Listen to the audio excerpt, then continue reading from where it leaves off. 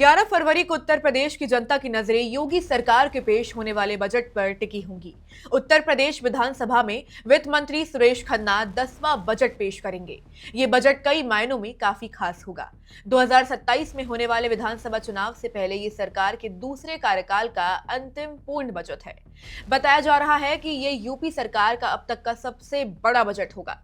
UP विधानसभा का budget सत्र 9 फरवरी से शुरू हुआ था। अब बुधवार यानी कि 11 फरवरी को बजट पेश किया जाना है। सुबह 9 बजे सीएम योगी आदित्यनाथ की अध्यक्षता में कैबिनेट की बैठक हुई। इसमें बजट प्रस्ताव पर अंतिम मुहर लगाई गई। इसके बाद वित्त मंत्री सुरेश खन्ना सुबह 11 बजे विधानसभा में बजट पेश करेंगे। इसके बाद वित्त मंत्री सुरेश खन्ना सुबह 11 बजे विधानसभा में उन्होंने बजट पेश किया। बजट पेश होने से पहले सीएम योगी ने एक पोस्ट शेयर किया।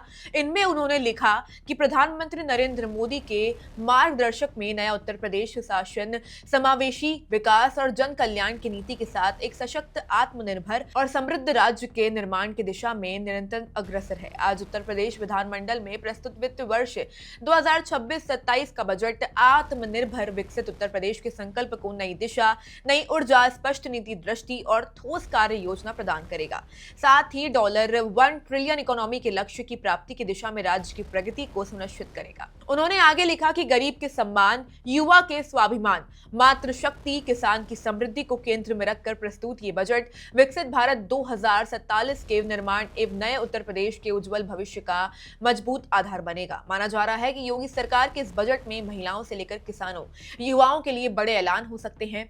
मेधावी लड़कियों को स्कूटी विवरण योजना को फिर से तेज करने और निराश्रित पेंशन में बढ़ोतरी, हर जिले में गर्ल्स हॉस्टल बढ़ाने और स्वयं सहायता समूह को अधिक सहायता देने की संभावना है। बजट में महिलाओं के सशक्तिकरण पर खास जोर दिया जा सकता है। युवाओं और रोजगार को लेकर भी बजट में कई बड़े ऐलान की संभावनाएं हैं।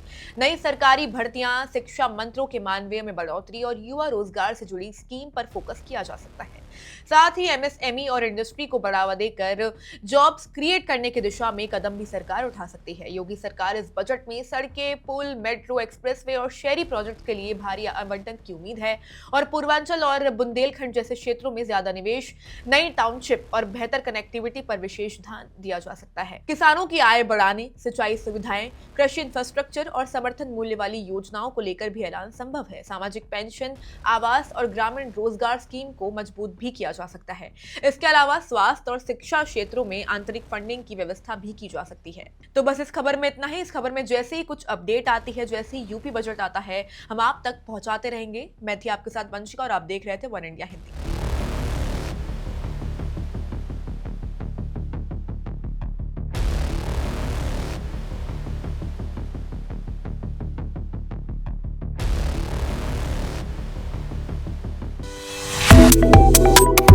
Subscribe to One India and never miss an update.